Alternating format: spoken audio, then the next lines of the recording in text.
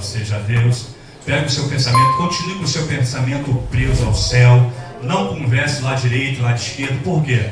Porque quando você conversa com o irmão ao lado, vê uma palavra, uma profecia, você perde e perde a bênção, amém? Então só o barulho de glória, barulho de aleluia, porque Deus é sagrado, amém? Estenda suas mãos para cá. Senhor, graça te dou, meu Pai, nesse momento, Senhor. Meu Pai, pela vida do teu filho, que já está com a palavra no coração. Pai, a palavra, meu Pai, que o seu filho ministrar, meu Deus, que venha alcançar o nosso coração, que já foi preparada, meu Pai, a terra, Senhor, meu Pai, através dos seus louvores. Senhor, na medida que o teu filho ministrar a palavra, visita os sonhos, os projetos, meu Pai, do teu filho, e abençoa, Senhor. Esta oração que eu faço, crendo na nossa vitória, em nome de Jesus, amém? Amém. Cumprimento os irmãos com a graça e a paz do nosso Senhor e Salvador Jesus Cristo, amém? Louvado seja Deus. Eu quero louvar a Deus pela oportunidade de poder estar com os irmãos aqui. É sempre uma alegria, não é sempre que podemos, mas é sempre que temos a oportunidade, é uma alegria. Quero agradecer a Deus pela vida da pastora Maria José mais uma vez. Que Deus continue abençoando a senhora, a vida do presbítero Flávio, a vida de todos os ministros. Que Deus continue abençoando a vida de vocês, usando vocês poderosamente, aos irmãos que tiveram as suas oportunidades. Que Deus continue lhe capacitando, porque muitas das vezes a gente está louvando, está glorificando, mas só Deus sabe como é que a gente está aqui. Mas Deus, Ele tem sustentado a sua igreja, como já foi falado aqui no início desse culto. O mundo jaz no maligno, mas a igreja ainda está em Cristo. Então você ainda está sustentado, porque a graça do Senhor ainda está sobre nós, amém? Está comigo a minha esposa, como já foi falada pela pastora Maria José, que sempre está comigo aí, às vezes corre, né? Porque foge de uma oportunidade, né? Fala, vai ter oportunidade lá para mim? Eu falo, acho que não, então não vou. Irmãos, vamos abrir a nossa Bíblia em nome de Jesus, no livro de Juízes, capítulo de número 11. Glória a Jesus. Aleluia. Livro de Juízes, capítulo de número 11.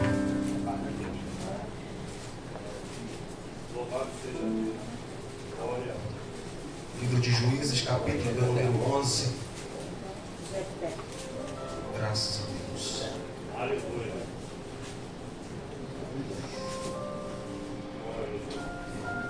Você que encontrou, diga amém. Amém. Livro de Juízes, capítulo de número 11. A palavra do Senhor diz o seguinte: Era então Jefté, o gileadita, homem valoroso, porém filho de uma prostituta, mas Gileade gerara a Jefté. Amém? Amém. Pode se sentar em nome de Jesus. Amados irmãos, precisamos entender uma coisa muito importante. Ninguém chega na presença de Deus para ser usado por Ele já por cima, já conhecido, já com nome na praça. Visto é que, infelizmente, em nossos dias, a grande preocupação não é uma vida com Deus, mas, na verdade, o nome e o título que a pessoa vai levar. Eu não quero preocupar se Deus está comigo, eu quero preocupar se as pessoas vão gostar do que eu sou. O texto nos diz que Israel inicia um período agora, após a morte de Josué. Israel vai iniciar um período chamado período dos juízes. E que período era esse? Israel ainda era a nação que vivia numa teocracia e não numa monarquia. O que é isso? Teocracia é ainda um povo que vivia na direção de Deus. Monarquia era um povo que vivia na direção de um rei. Quando Deus tira o povo de Israel do Egito, nós precisamos lembrar que quando Deus chama Abraão e reitera a sua promessa sobre Isaac e sobre Jacó, a promessa das terras prometidas vai se concluir na geração de Jacó. E o texto vai dizer então que por causa da desobediência desse povo, Deus não anula a promessa, mas Deus retarda a promessa. E o que acontece com Israel? Eles vão ficar durante 430 anos dentro do Egito. O próprio Deus, ele avisa por antecipação para o patriarca Abraão, em Gênesis capítulo 15, versículo de número 13. Deus diz: a tua descendência será mais poderosa, porém, eles vão viver um período escravizado, para que eles aprendam que eu sou o Senhor e não há outro além de mim.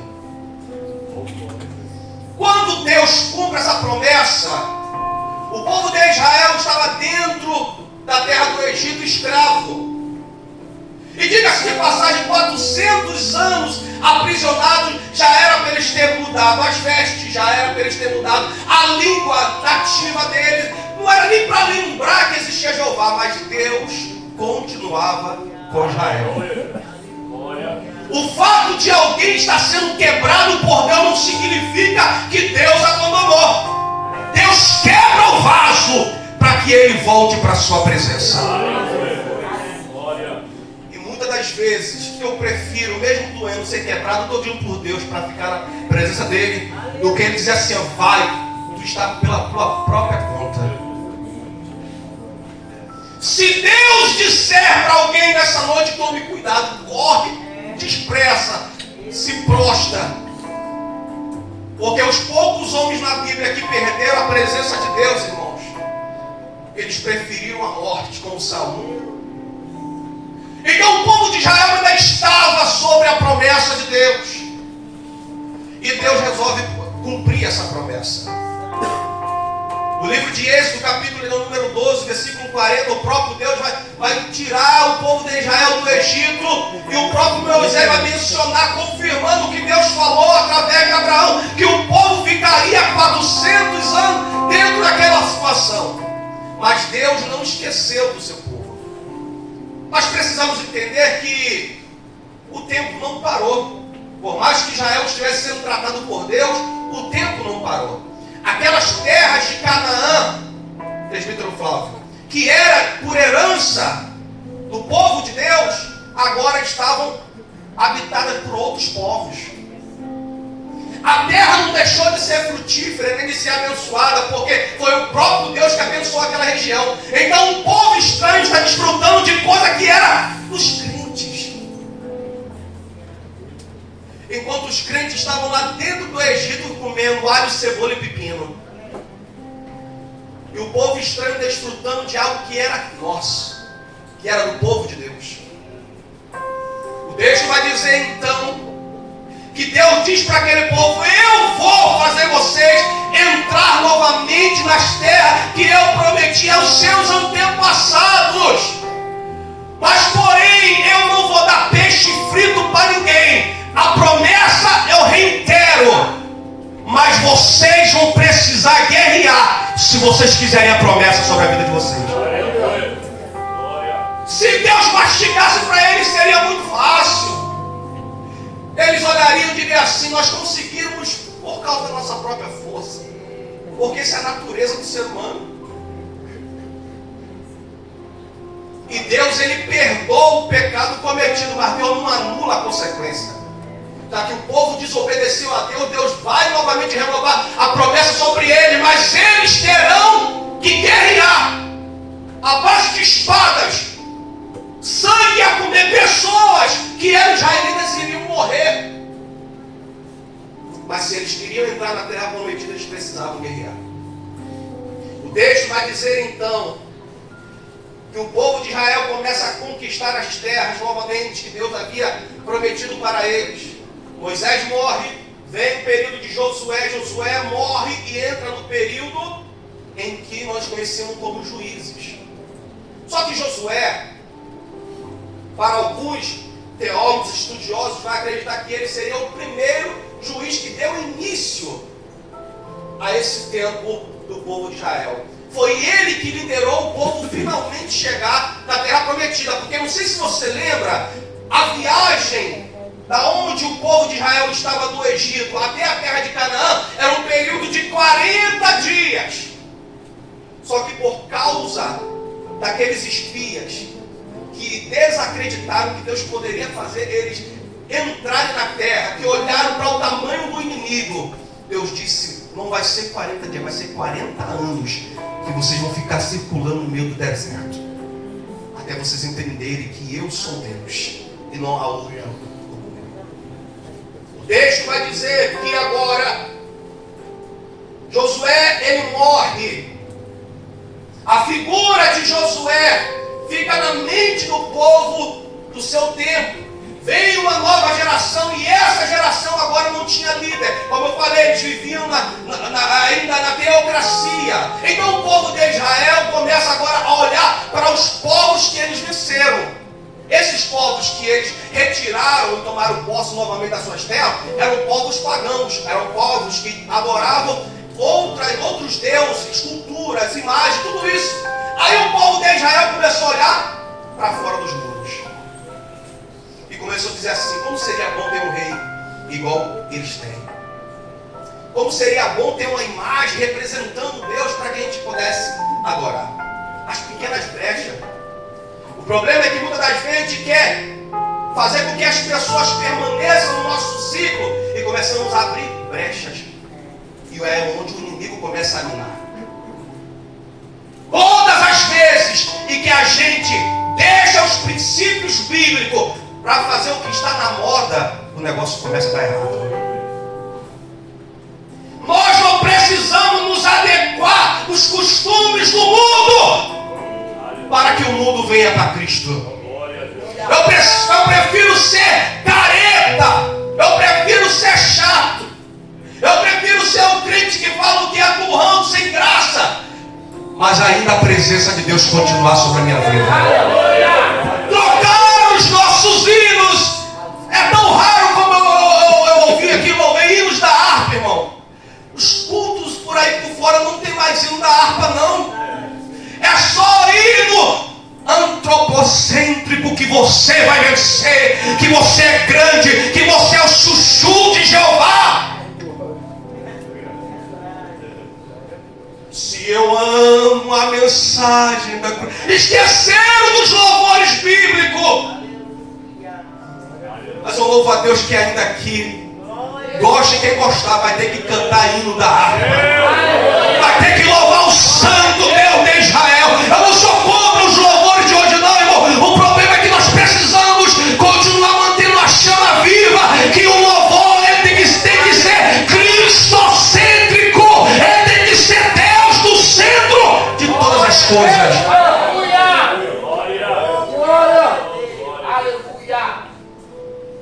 Vamos correr porque a hora não nos ajuda.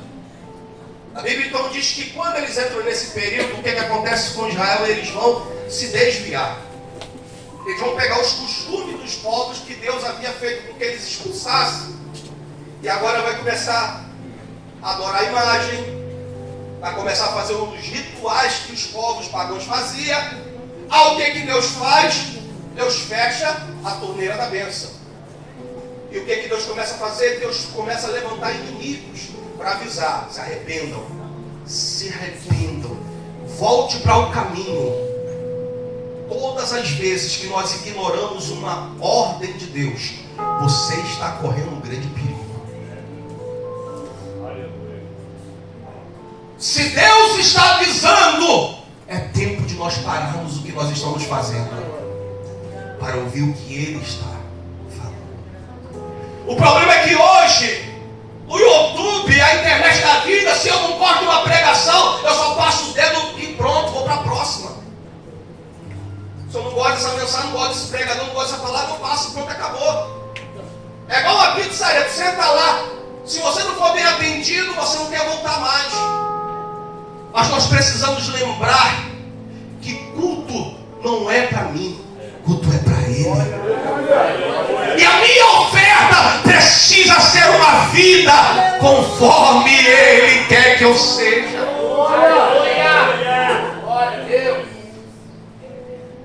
A Bíblia diz então, irmãos, que Deus vai levantar um inimigo contra Israel para que eles viessem se arrepender. Isso vai acontecer durante muitos períodos durante o livro de Juízes. Você vai ver o livro praticamente todo está falando. O povo de Israel se desviou da presença do Senhor. O Senhor levanta um inimigo para poder penalizar Israel. Aí Deus levanta um líder porque o povo se arrependeu. precisaremos ficar brincando com a graça e a misericórdia de Deus. Ah, Deus é misericordioso, então o que eu estou fazendo, Deus está vendo, vai me perdoar. Você não sabe se você vai durar até amanhã, querido. Quando chega no texto que nós lemos, fazia 18 anos que Israel estava sob o domínio dos filisteus e de um povo chamado Amonitas. Os Amonitas eram parentes distantes de Israel. Os Amonitas, ele é da descendência de Ló. Lembra de Ló, sobrinho de Abraão? De Ló com a sua filha, um incesto com a sua filha menor. A sua filha mais nova. A sua filha mais nova dá cachaça para o velho, come, se aproveita e estrupa o velho. Engravida e coloca o nome do menino de Amon. Daí surgiu os Amonitas. O texto diz que esse povo era temido pelos outros inimigos, porque eles eram conhecidos como os chacais do deserto. Eles entravam e arruaçavam toda a cidade. Eles arrancavam os olhos dos homens, eles pegavam as mulheres que estavam grávidas, cortavam a barriga e tiravam o feto para fora. Israel, como qualquer outro povo, temia. E todo crente que sabe que está na desobediência, ele tem medo da penalização. Porque quando você está na infração, você tem medo, você corre. Se tem profeta, você não quer ir no culto. Se tem alguém que tem revelação, não quer correr, porque sabe que está na infração. E a Bíblia diz que é nesse momento em que Israel está sendo subjugado sobre esse povo, que Deus resolve levantar um homem que, pelos olhos humanos, ele nunca seria escolhido. O seu nome é Jefté. O texto diz que inicia no capítulo 11 que nós lemos. Era então Jefté, homem valoroso, porém filho de uma prostituta. Preste muito atenção aqui. Em algumas outras traduções vai dizer que ele, além de ser valoroso, ele também era um homem valente. E valente aqui não era somente alguém que está disposto a guerrear. Valente aqui também é alguém que não fica se vitimizando por causa da sua vida. É alguém que não fica lamentando por causa que não deu certo algumas coisas na sua vida. Ah, se alguma coisa não deu certo, eu vou fazer carinha de pobrinho porque as pessoas vão ter pena de mim. Deus não quer vitimismo. Deus quer pessoas que mesmo no meio do caos, levante-se e diga: eu sei que Deus pode fazer alguma coisa com você. Eu não vou deixar que a circunstância me vitimize. Não é porque eu tive uma infância problemática, não é porque eu tive um casamento problemático, não é porque eu tive problemas na minha família que eu vou me vitimizar. Eu vou me levantar e vou dizer: Deus pode fazer alguma coisa na minha vida. Os teus traumas podem ser usados para que o nome do Senhor seja glorificado. O texto diz que ele era um homem valoroso, mesmo filho de quem ele era. Ele tinha valor. As pessoas viam o valor nele. Mas tinha um porém na sua vida. Ele era filho de Gileade, mas também filho de uma prostituta. Sabe qual é o problema?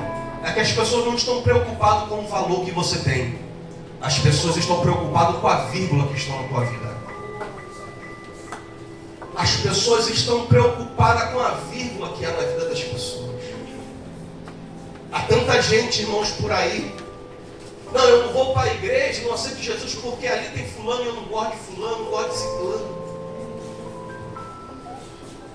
Eu fico olhando para algumas pessoas que dizem isso para mim, eu fico vendo se ela soubesse que ela é o problema daquele lugar.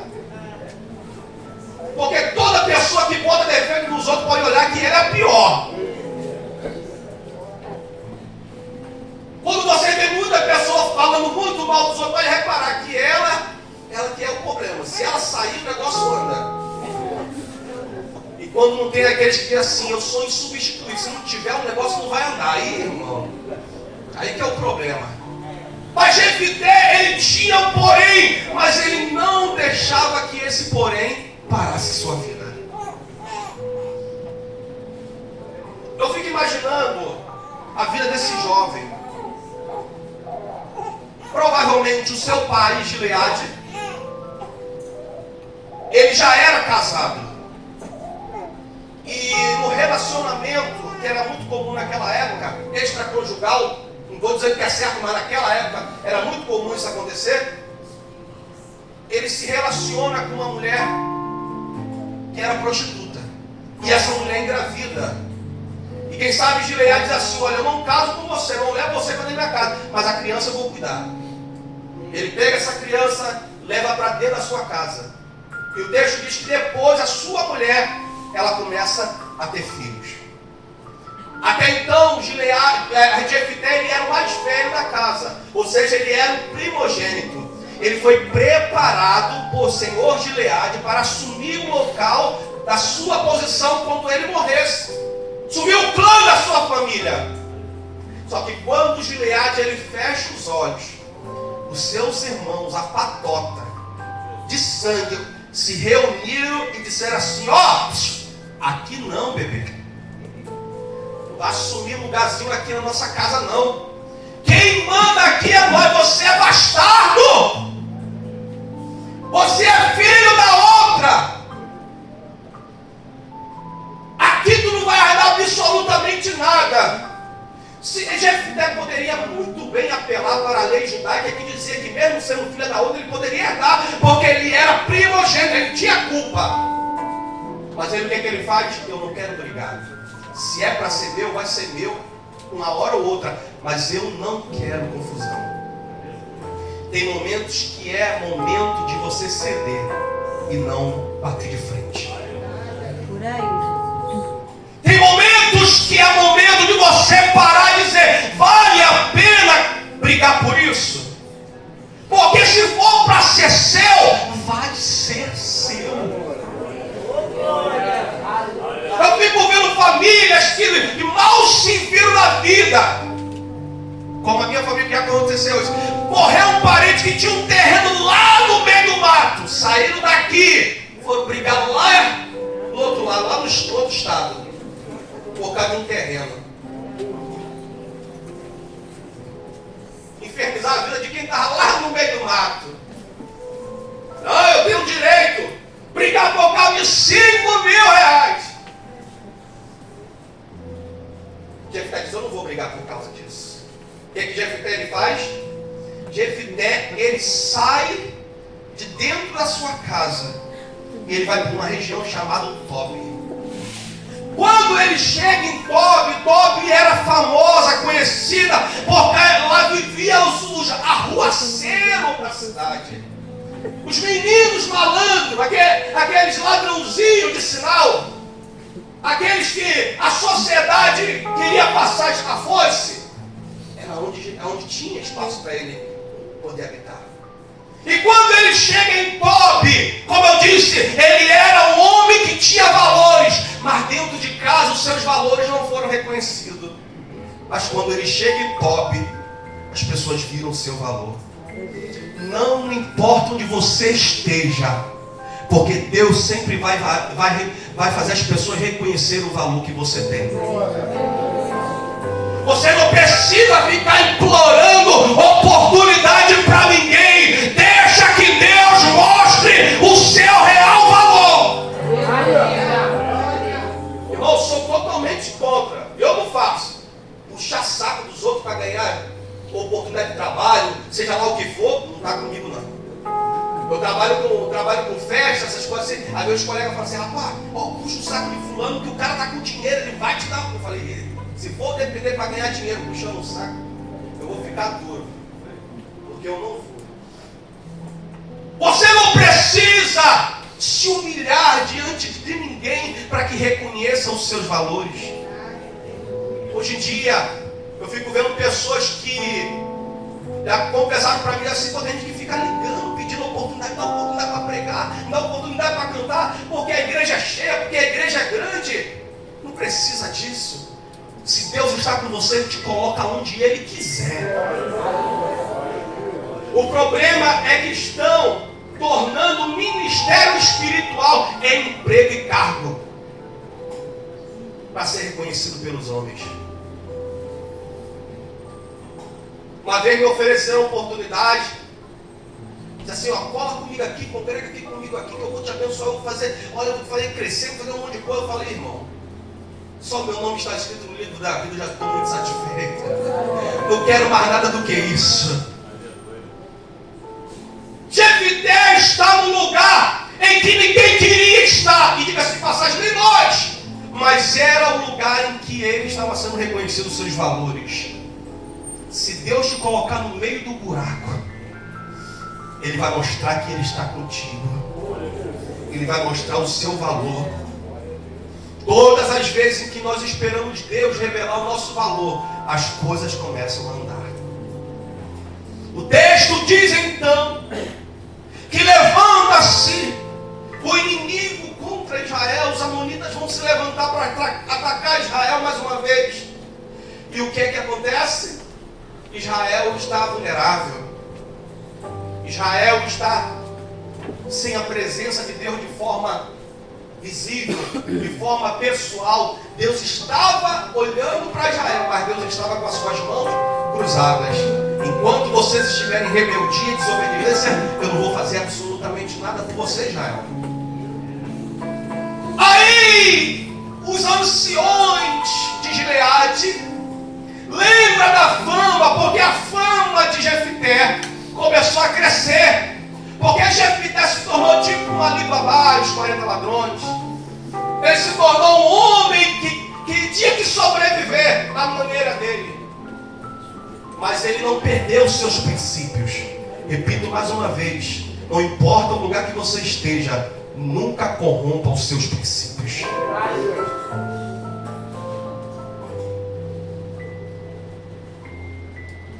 Eles ouvem falar da fama de Gileade, de Jefité, e dizem assim, vamos até Tobi e vamos implorar ao líder Jefité para que ele venha e lute as nossas guerras. Aleluia. Eu fico imaginando Jefité lá cuidando da sua vida. Nem sabia se talvez voltaria ou veria novamente a sua terra, a terra que o seu pai planejou para ele. Mas mal ele sabia que Deus já estava trabalhando pela vida dele. Enquanto eu e você estamos aqui nessa noite, o Senhor está trabalhando na sua casa, na sua família, no seu projeto, no seu sonho. Enquanto você está aqui, o Senhor está projetando aquilo que os teus olhos ainda não viram.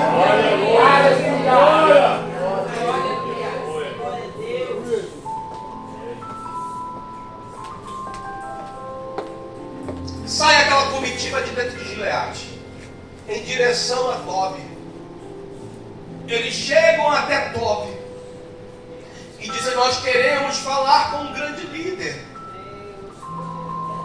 E eu imagino ele dizendo assim, olha, o nosso líder é um homem muito importante, tem que marcar.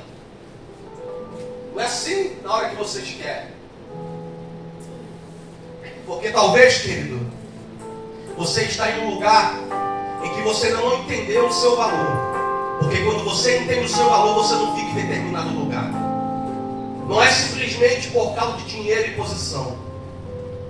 Dinheiro não é tudo. Tem muita gente que vende os seus princípios, inclusive a sua fé, por causa de dinheiro.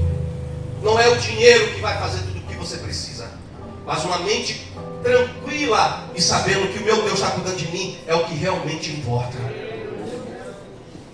Gileade, Jefité, ele então agora, ele vai responder aos líderes de Gileade. Ele diz, olha, vem e luta nossas guerras, porque os nossos inimigos, eles estão vindo contra a gente.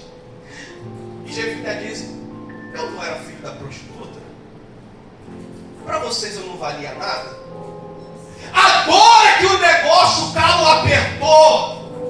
Agora que o inimigo está batendo na porta de vocês, que eu tenho valor, é agora, na hora que o cerco se fecha, é que realmente vocês reconhecem que eu não sou aquilo que vocês declararam que eu era. E aqueles homens têm que reconhecer, realmente, você tinha a promessa. Tentamos tirar a promessa de você e estamos aqui prostrados para te dizer: lidera-nos, ó grande líder de Jefté, lidera-nos, ó grande líder de Jefté. Deus está dizendo para alguém aqui nessa noite: não se preocupe, porque aqueles que te humilharam, Deus vai trazer para bater na sua porta e reconhecer que Ele é contigo.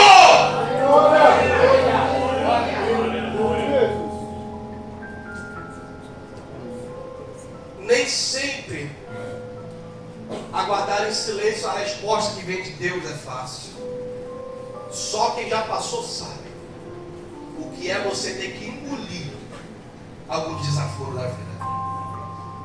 Tem pessoas aqui que talvez dizem assim: irmãos, quando eu não era crente, eu não levava desaforo para casa, não. Como diz aí, eu rodava a baiana e o pau quebrava. A poeira subia e o pau quebrava. Mas hoje, lavado no sangue de Jesus, tem hora que nós temos que engolir seco e dizer: Deus, eu vou continuar confiando que a minha justiça provém do Senhor. Talvez tenha alguém aqui que está sendo injustiçado. Talvez tenha alguém aqui que está sendo caluniado. Talvez tenha alguém aqui que está sendo humilhado. Eu quero dizer para você nessa noite que o Senhor está vendo tudo que estão fazendo com você e Ele não vai deixar passar em branco.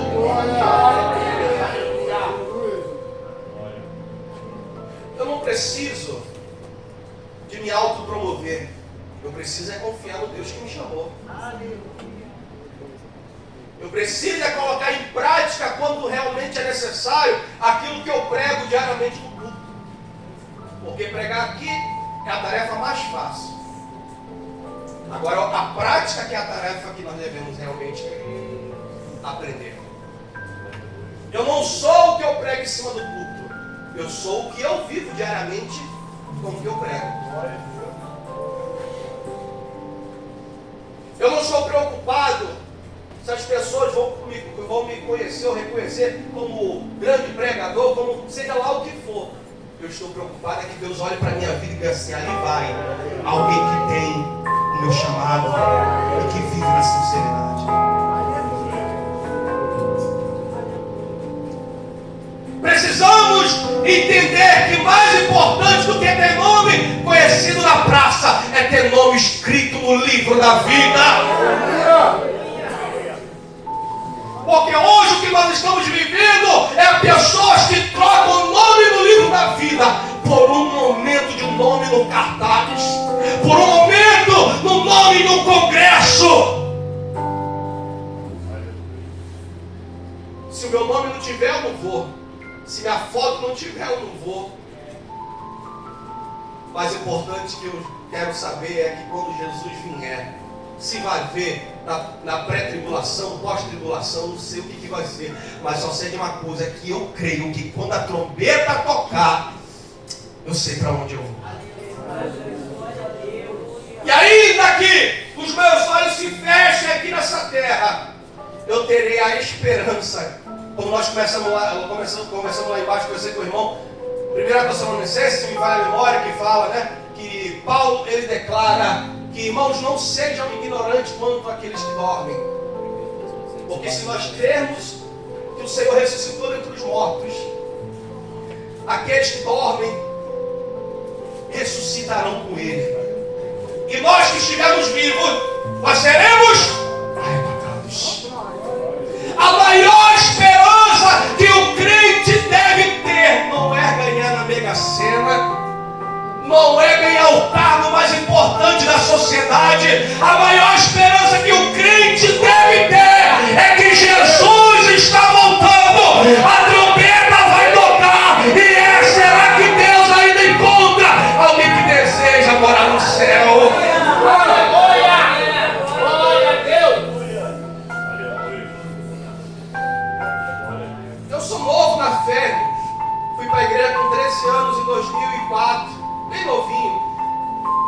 lá eu sempre tenho ouvido a mensagem da cruz. E prepara-te para encontrar com o Senhor teu Deus.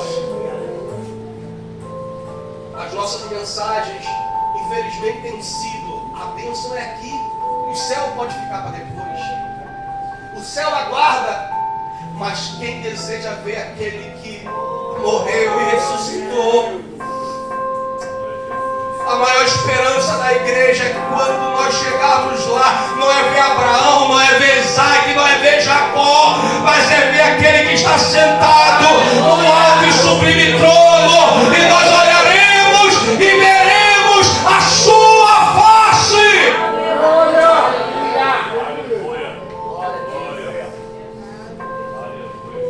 Eu imagino, irmão, sabe, Jefté, depois que tem aquela conversa com os líderes de Gileade, ele diz: eu vou lutar por vocês, fique tranquilo, pode voltar para a terra de vocês, eu vou lutar por vocês. Vou conversar com o líder dos amonitas, e se ele insistir na guerra, eu vou lutar a favor de vocês. Só que eu fico imaginando Gileade, o Jefté entrando agora na sua tenda, e eu imaginei ele conversando com Deus, assim, dizendo: Deus, quando o Senhor decide lembrar de alguém, não tem quem possa lhe parar. Eu imagino, sabe, Deus olhando para Jefté dizendo assim: filho, eu já te vi, sei como estás, a palavra eu não mudo, o que eu falei acontecerá. E porque entristece o teu coração, se a vitória é certa, passa o vento e chuva, mas chega o verão. Quando Abraão clamou no altar, eu respondi. Quando Daniel desceu na cova, lá cheguei. Quando os 3 jovens desceram no fogo, eu lá desci. Quando José foi vendido e comprei. Quando Josafá implorou, entrei na guerra. Quando Mardoqueu foi humilhado, eu defendi. Quando Josué estava lutando e o sol parou. Quando Israel se viu aflito, eu ouvi: eu não mudo, eu não mudo, eu não mudo, filho, nunca mudei, eu não mudo,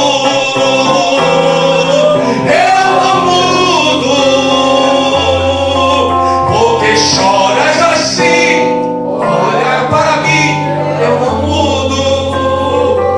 Deus está dizendo para você aqui nessa noite: passe o vento que passar, passe o fogo que passar, passe a tempestade que passar, Ele não muda e jamais mudará.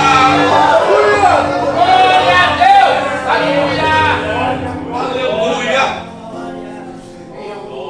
O tempo passa, as pessoas mudam, o cenário muda, as previsões mudam, mas o nosso Deus, Ele não muda. Ele não esquece dos seus. Alabanduca, alabaxanda, alabacala. Jefté manda uma carta endereçada ao rei dos amonitas, dizia o seguinte: olha, tu está procurando problema com esse povo. Esse povo, quando Deus decidiu tirar eles do Egito, Deus quebrou tudo lá dentro. Deus amassou com o Egito. Vocês vão continuar tentando segurar esse povo. Eu imagino o rei dos amonitas dizendo: mas como é que é isso? Deus dele é capaz de fazer tudo o que ele quiser. Não se coloque na frente desse povo. Você serve um Deus que tem todo o poder. Você serve um Deus que Ele é capaz de virar tudo para poder salvar a tua alma. Esse Deus, Ele é justo. Quando nós estamos em toda desobediência a Ele, fecha o cenário para a gente voltar. Mas quando nós nos arrependemos, Ele é o mesmo que desfaz e continua. Porque eu estou contigo. Aonde você parou, continua. Porque as promessas ainda estão de pé.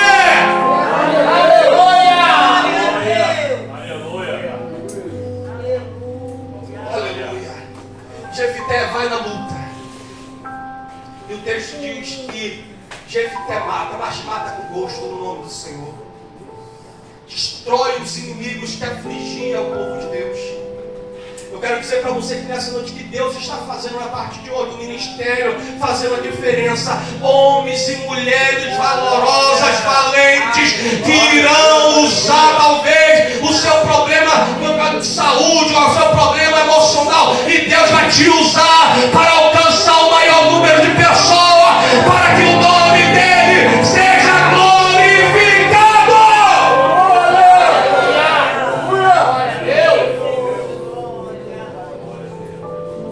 Imagine se Moisés fosse se vitimizar. Imagine se Davi fosse se vitimizar. Imagine se tantos homens e mulheres na história cristã fossem se vitimizar. Porque uns eram gados, outros eram mancos, outros eram caolhas. Ele dizia: não, eu posso todas as coisas. O poder de todas as coisas significa que eu dependo menos de mim e mais de Deus. Tem horas que muitas das vezes dizemos assim: eu vou dar um tempo no chamado porque não dá. Eu vou entregar um pouco esse cargo porque está muito pesado. E é no momento que a gente pensa em entregar um chamado, uma liderança, que o Senhor vem dizendo assim: eu não mudo na sua vida. O mesmo que eu fiz quando eu te trouxe para minha casa, eu ainda sou fiel e verdadeiro. Eu não esqueci, eu não retrocedi ao teu respeito. Eu sou contigo por onde quer que foste. Destruí os teus inimigos diante de ti e fiz para ti um nome dos grandes.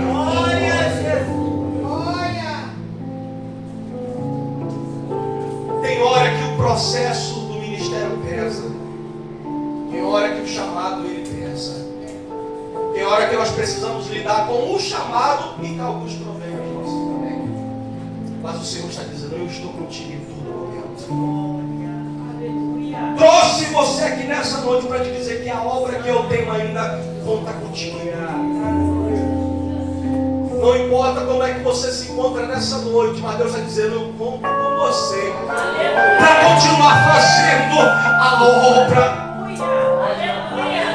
Tem almas precisando de homens e mulheres de Deus. Tem obra, tem almas carecendo de mulheres e homens de Deus para pregar.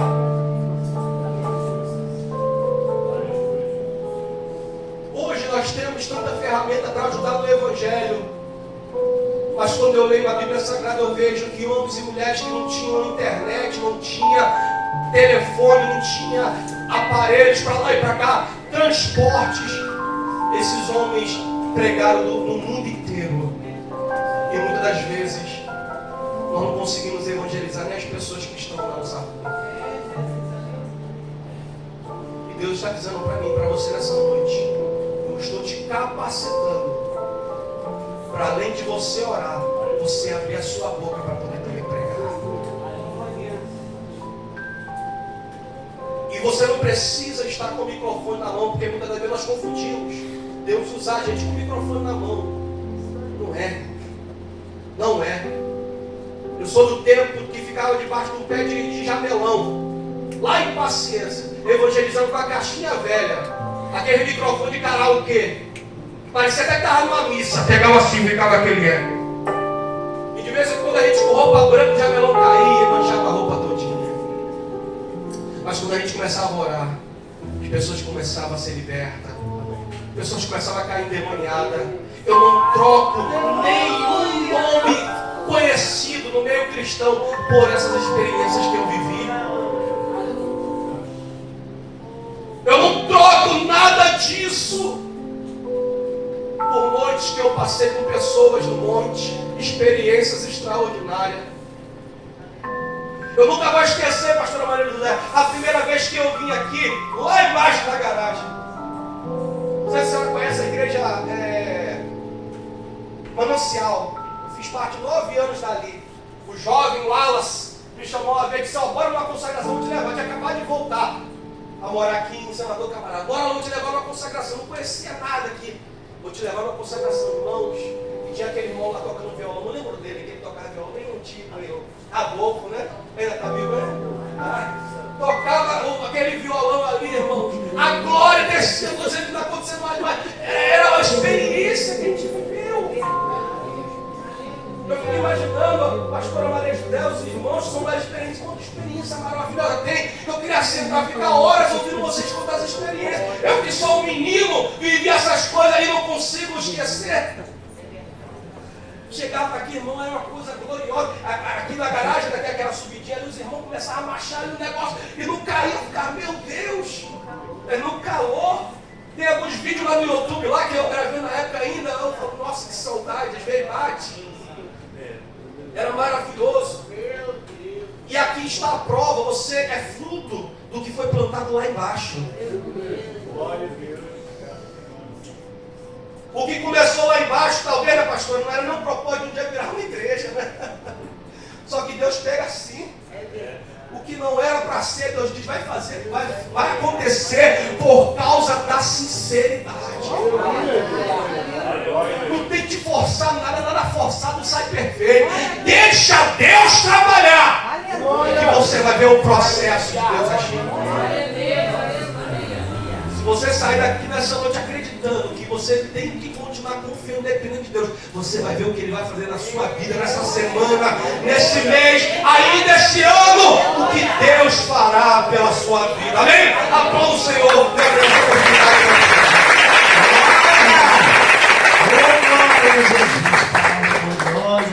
Deus possa continuar. Não, glória. Agora tem ar, né, irmão? Tem cadeira aconchoada. É o crente, né? Às vezes até uma cochiladinha, né? Lá embaixo o calor era forte, o povo dava lugar para Deus mesmo, irmão. Glória a Jesus. Deus abençoe a tua vida que veio nessa noite. Estamos felizes aí, ver a Poliana.